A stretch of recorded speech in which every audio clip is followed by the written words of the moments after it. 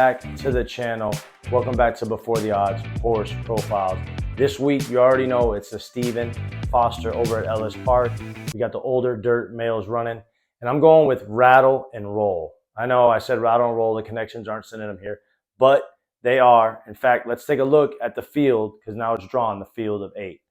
Still think it's a really good field. I think we're going to have a really good race, and it's going to kind of clear up things a little bit. But these horses have been beating each other all up and down.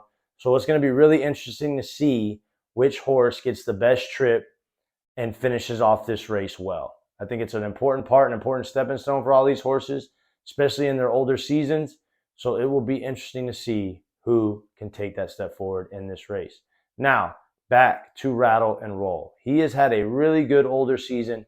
He started off at Fairgrounds, a little shaky, but that was off of a layoff, which is always okay to excuse that first race, especially for these horses that have been doing it and doing it successfully. Then he came back, boom, rattled off 3 wins in a row, which his last race, the Blame, which is what we're going to take a look at, he rail skimmed it up, literally bumped the rail and finished strong, got the win. Let's take a look. You see here, Rattle and Roll is on the inside, the one horse, taking the shortest trip.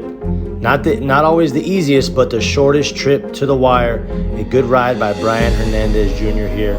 As he is making his way on the turn, he is looking for a seam, searching for that seam, and he gets it, takes it, but then gets squeezed to the rail, kind of bumps the rail, but the horse has the strength enough to push through and to drive up and pass Call Me Fast, which is a great ride by Brian Hernandez. It's a great run by this horse. 3 for 3 in his last 3 races, and there he goes. A little shake, a little rattle, and a little roll. What a nice win and what a nice ride by Brian Hernandez.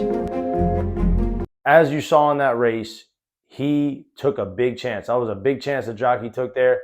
Had the best kind of ride out of everybody. Now, he did hit the rail, but he definitely had the shortest trip in there. So if he doesn't get the shortest trip in this race, he might not be able to do that same thing he did. I mean, he beat a good field of horses there, but he's going to need a little more to beat this field, I think, coming up on Saturday. Rattle and Roll from his 3 to 4-year-old season has been doing really good things. I still expect him to do really good things. But just like any streak, it's meant to be broken. And I feel like this guy right here, the older Rattle and Roll, he hasn't had it beaten yet this year. A lot of these horses have, right? You had Art Collector won the Pegasus, then lost to West Willpower, then West Willpower lost to Smile Happy at the over at Churchill. You have all these horses beating each other. Rattle and Roll's been able to have this streak. I think his streak might get beat this weekend, but we'll have to wait and see. And that is our horse profile on Rattle and Roll. I hope you guys enjoyed it. Make sure to like and subscribe. Really appreciate all the love. Thanks, guys. Pick 5 Johnny.